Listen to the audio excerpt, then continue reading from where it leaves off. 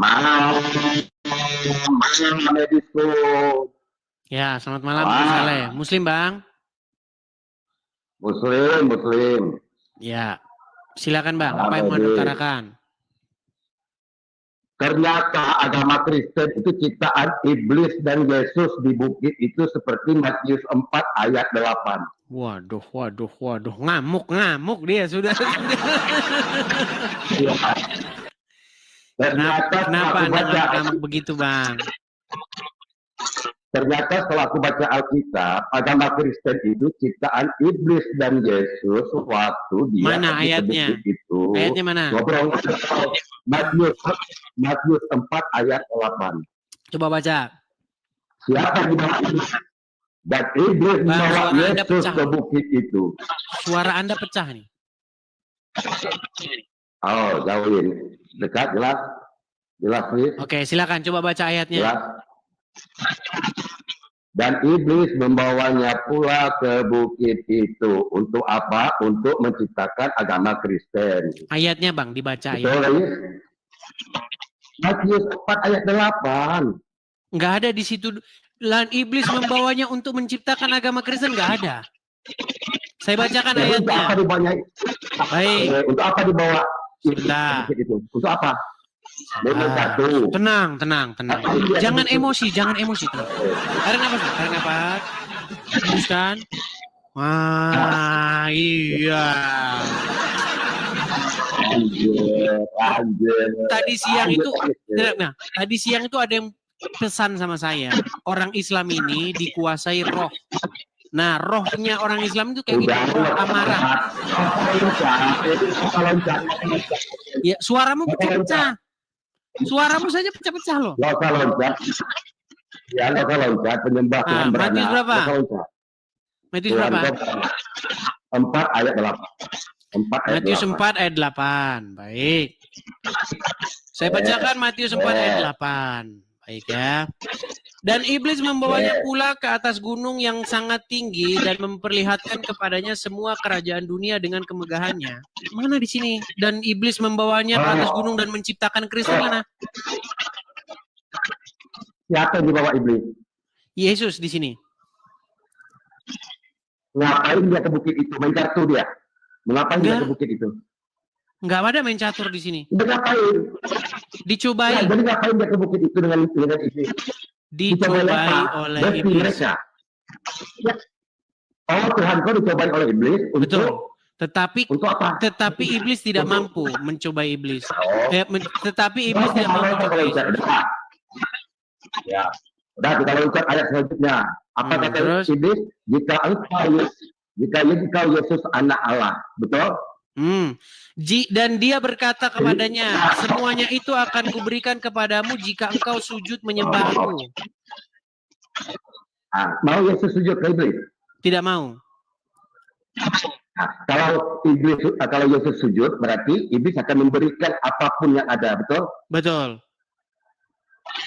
Maka itu seperti kata Paulus, dengan matinya Yesus, maka hukum semua dihapuskan, maka itu kalian nggak ada yang haram kan? Kalian nggak ada yang haram, semua boleh kan?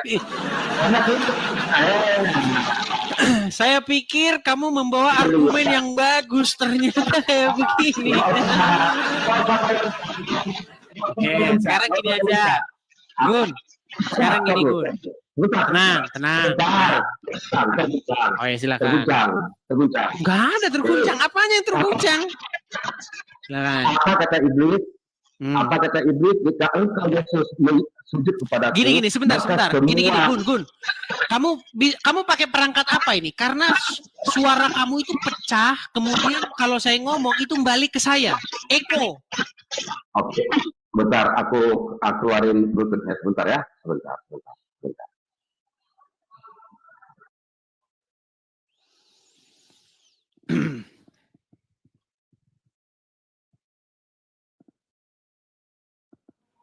Oke, jelas, Dis. Gini kan bagus. Ya. Silakan. Waktu di bukit itu, iblis berkata, jika engkau Yesus menyembah aku, maka isi dunia ini akan kuberikan kepadamu, betul? Betul. Oke. Percis seperti perkataan Paulus kan, dengan matinya Yesus maka hukum-hukum dihapuskan. Maka itu kalian semua tidak ada yang haram kan? Semua boleh kan? Sudah? Udah. Baik. Semua boleh kan? Udah bisa saya jawab? Sudah bisa saya jawab belum? Baik. Jadi premis kamu yang pertama dengan premis kamu yang kedua ini nggak nyambung. Premis pertama, saya lagi ngomong ini. Tenang dulu, tenangkan dirimu, tenangkan, lembutkan hatimu dulu. Jadi Muslim itu dikuasai dengan yang namanya roh kekerasan. Ya, makanya tenangin dulu, tenangin, dengar. Premis kamu yang pertama itu berbicara mengenai bagaimana iblis mengharapkan agar Yesus sujud menyembah iblis. Tetapi Yesus tidak mau. Seandainya Yesus menyembah iblis, maka Yesus menjadi hamba iblis. Nah, di sini iblis minta-minta disembah. Iblis ngemis-ngemis supaya dia disembah. Sama kayak Allah itu.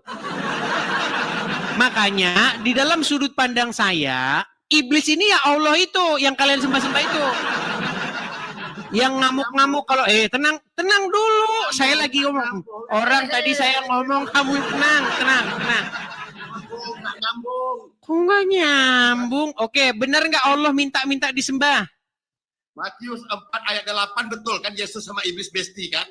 Besti. Kalau Yesus sama iblis besti, artinya Yesus mengikuti iblis. Tetapi di sini bahkan Yesus mengusir iblis, enyahlah kau. Perhatikan nih di ayat terakhirnya. Perhatikan. Maka tenang. Di ayat 19, di ayat 10-nya, maka berkatalah Yesus kepadanya, enyahlah iblis. Enyahlah iblis. Bagaimana kamu katakan mereka besti? Yang besti itu Allah dan iblis. Oke. Iblis dan Yesus di Matius 4 ayat 8 itu pergi bersama mereka kan ke bukit itu kan. Oke, tapi kan ujung-ujungnya dikatakan enyah enggak iblis? Gak usah itu, gak usah kau loncat dulu, aku ikuti masa kamu tidak baca sampai terakhir? Ya, tapi intinya Yesus pada akhirnya mengusir iblis. Edis, santai, minum Edis. Dalam pengajaran kau sama anak-anakmu atau di jemaatmu, kau menyuruh orang mengikuti iblis atau menjauhi iblis? Menjauhi iblis. Ternyata Yesus kau mengikuti iblis kan? Pada akhirnya dikatakan enyahlah iblis. Nggak usah, aku tanya sama kau, ternyata Yesus kau mengikuti iblis. Enggak. Di mana dia mengikuti iblis? Matius 4 ayat 8. Coba baca. Dan iblis membawanya pula ke bukit itu. Siapa yang dibawa iblis? Yesus. Berarti Yesus dan iblis besti kan? Tidak. Diikutinya iblis sama Yesus kan? Tidak. Oh, penipu kau, dasar kafir kau. Ngamuk dia. Dasar kafir bahkan Yesus berkata kepada iblis, enyahlah kau. Enyah. Nggak usah loncat.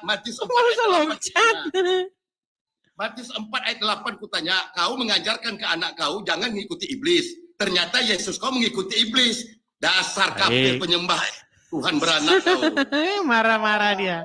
Sudah? Udah kau akui. Oke, satu. Tenang. Saya mau gantian dulu. Gimana? Masa nggak gantian? Yang bestian sama setan itu Muhammad. Nih, saya kasih hadisnya. Saya kasih hadisnya. Yang bestian sama Muhammad. Perhatikan. Tenang. Nih, saya bacakan hadisnya. Tidaklah. Kenapa kamu takut ditanya? Takut ditanya dia. Kawannya harus. Kenapa kamu takut ditanya? Gun Saleh. Kamu kan telah mengatakan kepada saya bahwasanya Yesus bestian dengan iblis. Saya bantah. Di ayat ini, di ayat terakhirnya dikatakan Yesus berkata kepada iblis, Enyahlah kau. Dikatakan enyah. Bagaimana mungkin mereka besti kalau dikatakan enyahlah kau? Nggak usah kau loncat. Yang dibawa iblis siapa? Kau bilang Yesus. Tuh. Susah ini orang ini. Oke. Sekarang saya mau tanya sama kamu. Kamu masalah mau ngomong begitu terserahlah. Namanya kamu juga masih Islam. Nih. Saya kutip satu hadis yang berkata begini. Muhammad berkata, tidaklah dari setiap manusia itu melainkan didampingi oleh korin. Korin itu artinya setan yang membisikkan orang supaya mereka itu melakukan kejahatan. Kemudian Aisyah berkata, tenang. Aisyah berkata, ya Rasulullah, apakah juga termasuk engkau? Lalu Muhammad menjawab, betul. Ia juga mendampingi aku. Hanya saja Allah membantuku membuat dia beragama Islam. Jadi setan atau korin yang mendampingi Muhammad sudah masuk Islam. Akhirnya mereka bestian. Betul? Betul nggak? Betul nggak? Tenang. Betulkah setan atau korin yang mendampingi Muhammad sudah masuk Islam? Aku buka Alkitab, Al-Quran kau buka. Ini loh, dengar. Tanya jawab Islam Kristen. Kamu bertanya kepada saya tadi kan, poinmu sudah masuk, Gus. Poinmu sudah masuk. Bahwa kamu menuduh bahwasanya Yesus dan setan bestian. Nah, saya bilang tidak bestian. Kenapa? Karena Yesus berkata kepada setan, enyahlah kau. Matius 4 ayat 8. Siapa yang dibawa iblis? Yesus kau bilang kan? Yesus. Apakah ayat itu berhenti sampai ayat 8? Apa aku tanya dulu. Yesus kan yang dibawa iblis kan ke bukit. Emang ayat itu berhenti sampai ayat 8? Wah, ternyata. Seandainya ayat itu berhenti sampai ayat 8, kita tidak punya kesimpulan terhadap seluruh peristiwa di dalam situ. Tetapi ayat itu masih ada ayat lanjutannya yang mengatakan, lalu Yesus berkata kepadanya, enyahlah kau setan. Nah, artinya Yesus tidak bestian dengan setan. Sementara di dalam hadis, Aisyah pernah bertanya kepada Muhammad. Muhammad berkata, setiap manusia didampingi oleh korin. Lalu Muhammad juga menjelaskan, orang-orang berkata, dan Aisyah juga berkata, apakah korin itu juga mendampingi engkau, wahai Rasulullah? Rasulullah menjawab, betul, ia mendampingiku juga. Hanya saja Allah menolongku, maka ia menjadi seorang muslim. Dan dia tidaklah memerintahkanku kecuali kepada kebaikan. Jadi ada setan yang memerintahkan kepada kebaikan. Jadi setan sudah masuk Islam. Yang namanya setan, dengar.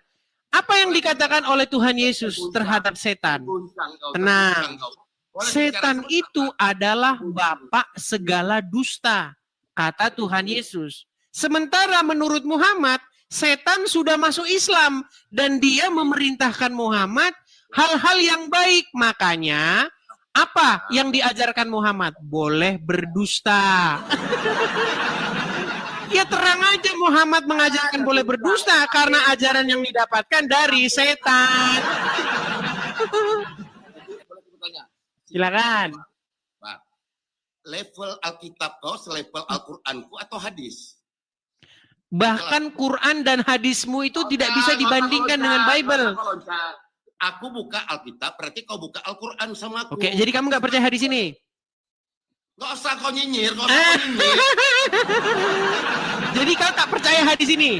Kalau aku buka Alkitab. Enggak, saya tanya sama kamu. Apakah kamu percaya hadis yang barusan saya bacakan? Berarti level Alkitab kau selevel hadis. Tidak jarang ini dia menjawab. Saya nggak bilang bahwa Bible selevel dengan Quran, Bible selevel dengan hadis. Saya cuma tanya, apakah Anda percaya hadis yang barusan saya kutip? Alkitab kau selevel hadis. Pergilah kau setan, pergilah kau. Pergilah kau setan. Mereka ini teman-teman kalau ditanya hal yang sama langsung meninggal dunia.